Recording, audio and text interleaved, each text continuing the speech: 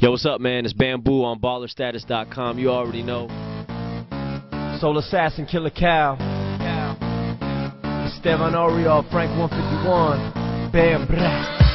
Just got the fuck off tour. Coach seat got me sore. Stretch it out, throw my fake Gucci duffel at my door. Now someone pass the J and let me lounge out on my couch and crowd around and let me break this motherfucker down.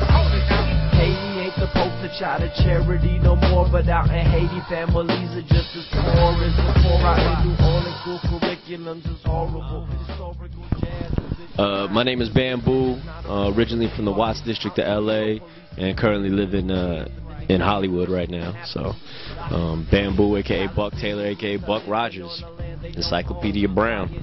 My story is pretty similar to a lot of LA kids' stories. It's just kind of been around me. You know, I was fortunate enough to grow up in a time where, you know, LA had its own hip-hop scene.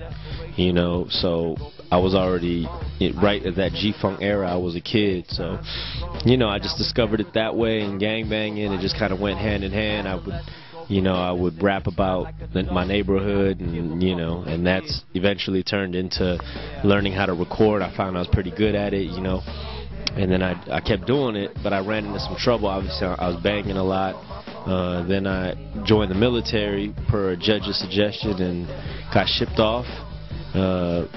Found more MCs in the military from other impoverished neighborhoods, and I discovered, you know, Southern rap and Midwest rap and East Coast rap. And, you know, growing up in LA, you just kind of want that bubble. You know, you had West Side Connection and the Dog Pound kicking down New York buildings. I mean, we kind of wanted our own thing.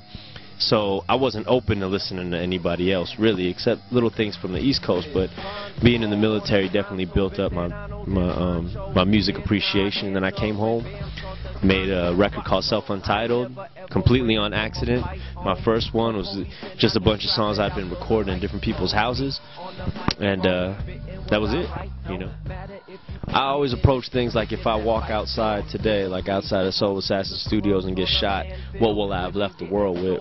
Will I have left my son and your children, and, you know, what will they remember me by? As an idiot who just, you know, did what everybody else did and just tried to make money, and or somebody who really tried to create some sort of impact towards social change, you know? At the same time, I recognize that this is just music. This isn't real revolution. You know, I'm not going to lie to myself and think that because you listen to Bambu, you are an activist or you are a revolutionary. You're just a fan. It's the organizing and actually going out into the streets that actually create that change. So, again, my music, I just don't like to waste time. I don't like to, you know, every word has to mean something. That's just kind of how I approach, you know, my music. And especially in a genre like hip-hop, where we've lost that. You know what I mean? It's like we had to create a subgenre of conscious hip-hop, like, but that doesn't, you know what I mean? Like, this is our voice. We should be, you know, in a country and in a society where people of color don't necessarily have a voice. You know, when you get it, don't waste it. One Rifle Per Family is the name of what's gearing up to be my last full-length solo album. So I put it up there just to keep that in people's heads, but you know, I think it's self-explanatory. You know, we are all one family. A community is just families, you know, in one respective area. And I do honestly believe that I don't advocate for armed struggle. I don't advocate for people to go out and arm themselves.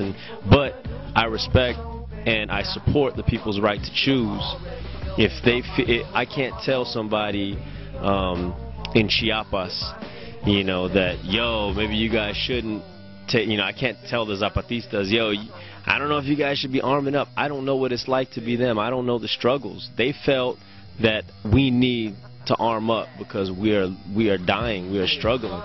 I totally support that. Now, I've been doing this for a long time, and I think I've accomplished a lot, being that when I first started, there wasn't a lane for a Filipino conscious rapper.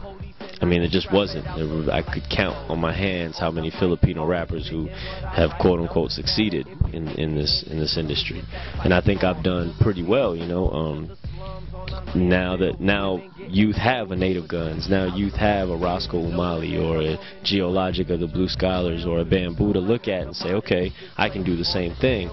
And at the end of the day, that's kind of like what you want, you know. I feel like I pioneered. I've been one of the pioneers. Respect the master plan and all that, but I think I've been a pioneer here in Los Angeles to be able to accomplish that. And now there could potentially be a lane, you know, for a conscious Filipino MC.